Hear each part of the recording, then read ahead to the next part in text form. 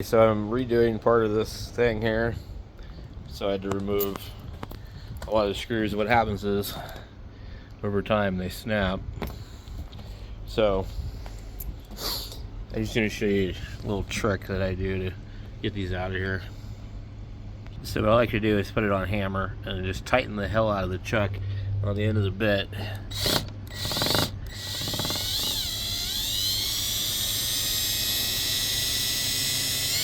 And it usually pulls it out.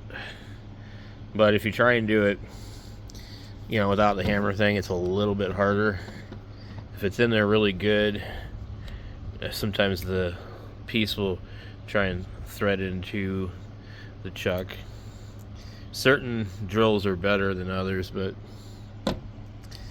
if you try and hammer these out or whatever, they're just really kind of a pain.